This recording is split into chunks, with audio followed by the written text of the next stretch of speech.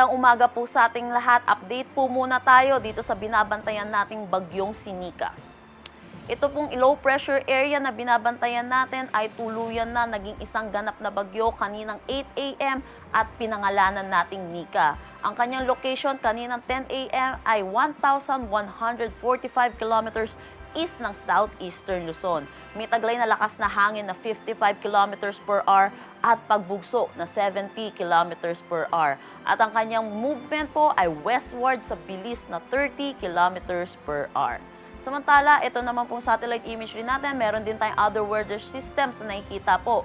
Unahin na po natin itong dating bagyong si Marce na nasa labas naman na po ng ating Philippine Area of Responsibility at wala naman ng any direct effect sa anumang parte ng ating bansa.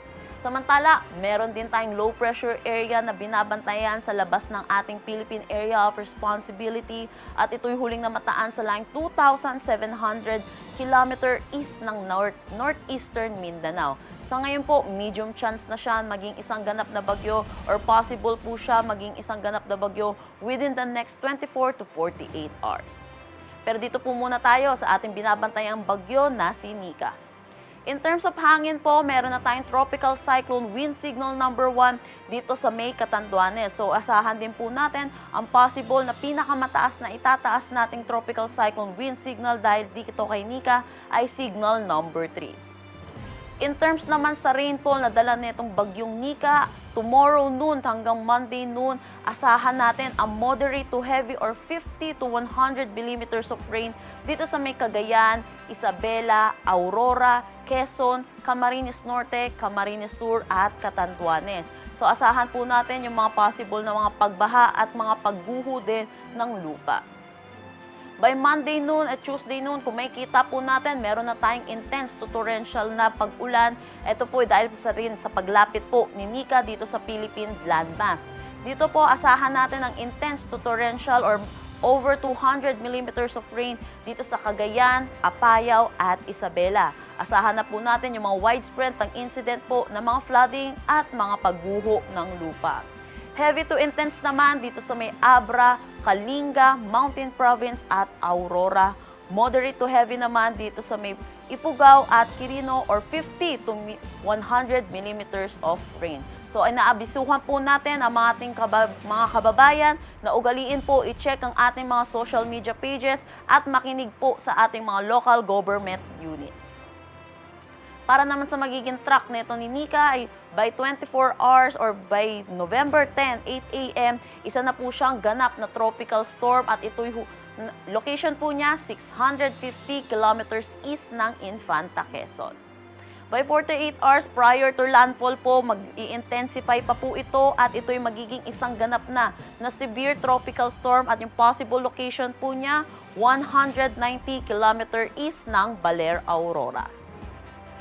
By 72 hours ay severe tropical storm pa rin naman po siya pero nasa labas na siya ng ating Philippine landmass. Pero asahan po natin yung location niya 170 km west ng Bacnotan, La Union.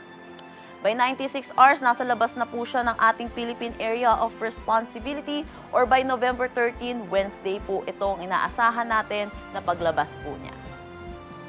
Ano po ba yung na-expect natin in terms of hangin po? Bagamat wala pa na tropical cyclone wind signal na nakataas sa anumang parte po ng Batanes, Northern Cagayan, kasama na ang Babuyan Islands at Ilocos Norte, asahan pa rin po natin ang malakas or mga pagbugso po ng hangin.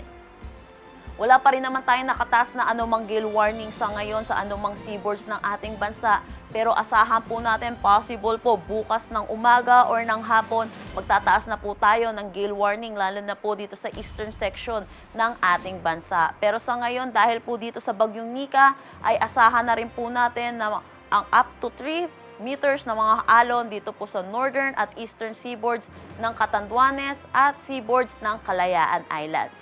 Up to 2.5 meters naman dito sa seaboards ng Isabela, Northern Aurora, Camarines Norte, Northern and Eastern seaboards ng Polillo Island, Northern Samar, Northern seaboards ng Camarines Sur, at Eastern seaboards ng Albay at Sorsogon. Up to 2 meters naman po dito sa nalalabing bahagi ng seaboards ng Cagayan Valley, seaboards ng Ilocos Region, Western seaboard ng Zambales, Bataan, kasama na ang Lubang Island, Occidental Mindoro, Calamian Islands, kasama mainland Palawan, eastern seaboard ng Camarines Sur, eastern Samar at Dinagat Islands. Para po sa karagdagang impormasyon, bisitahin ang aming mga social media pages at ang aming website pag-asa.dost.gov.ph. Ang susunod po natin Tropical Cyclone Bulletin ay mamayang 5 p.m. At yan po muna ang latest dito sa Bagyong Sinica. Chanel Dominguez po at magandang umaga.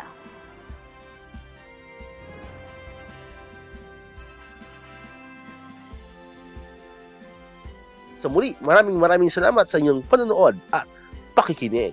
Once again, El Maestro. See you on my next vlog. Bye-bye.